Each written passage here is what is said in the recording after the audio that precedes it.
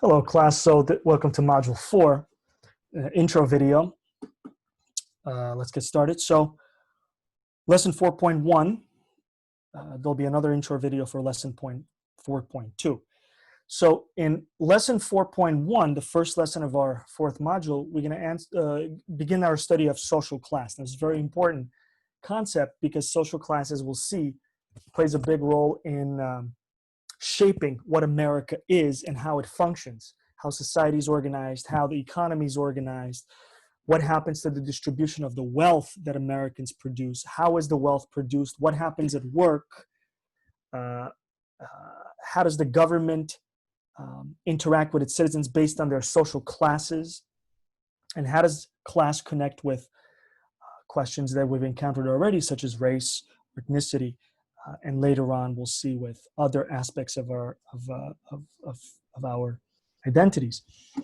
So first things first, I'm asking everybody to watch this video, Wealth Inequality in America, and this is kind of like a fun introduction using a lot of well-made statistics on the wealth distribution in America. How is the wealth that's produced through the work of millions of Americans get distributed? Who gets what? What are the big patterns? Okay, so I'm asking everybody just to watch this and pay attention to the statistics, like what happens with wealth distribution, the distribution of wealth in the United States. How equal, how unequal is it, and so on and so forth. Then, reading 4.1.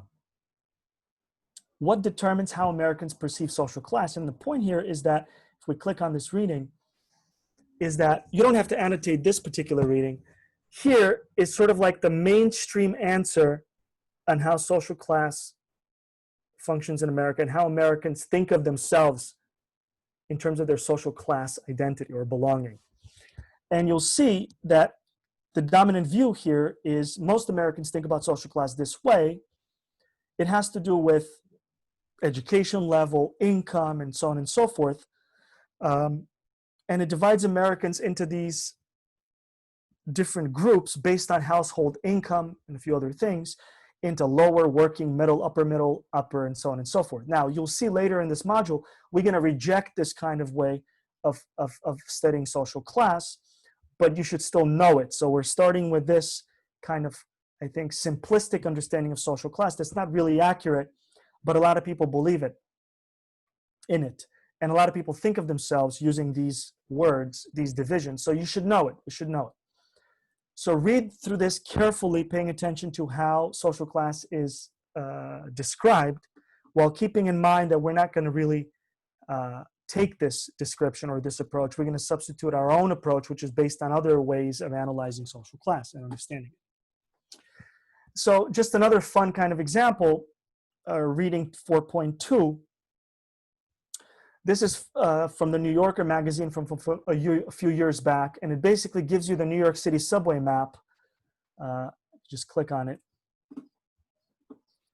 And here, it looks at social class through the concept of inequality, income inequality, which again is not accurate enough for us, but it's a good intro into the study of social classes. So here you have the New York City subway lines.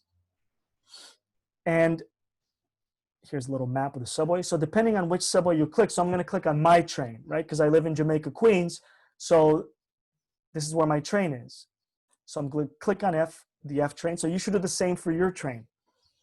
And what this does is it gives us a little graph based on Brooklyn, because Coney Island is where the F train begins in Brooklyn, and it ends in Queens in Jamaica, right? So each black dot represents, that's my station, represents the median household income from 9 years ago, last census, the median house income. So in other words, if you click on Jamaica 179th Street, the median income is $47,800. That means the median person, it's the median, not the average, it's the median.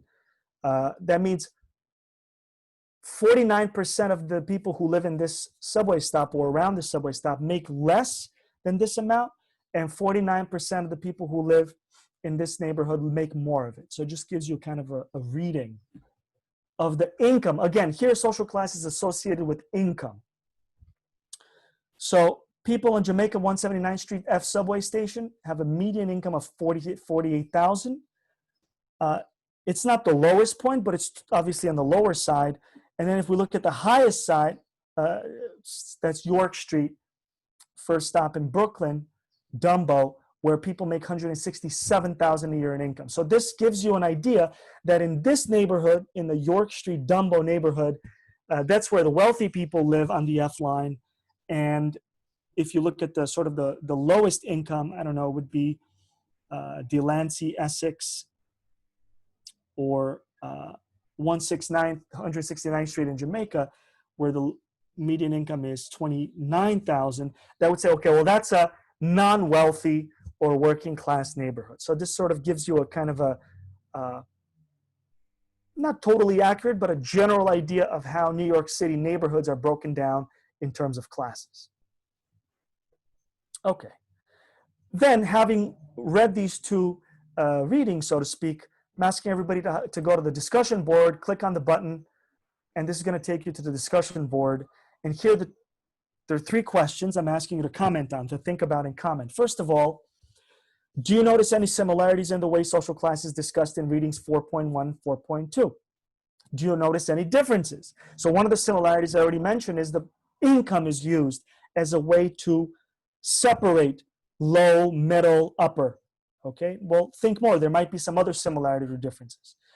The second thing I'm asking everybody to do is for the second reading assignment, 4.2, the New Yorker subway map, pick the subway station that's closest to where you live, or pick your subway station.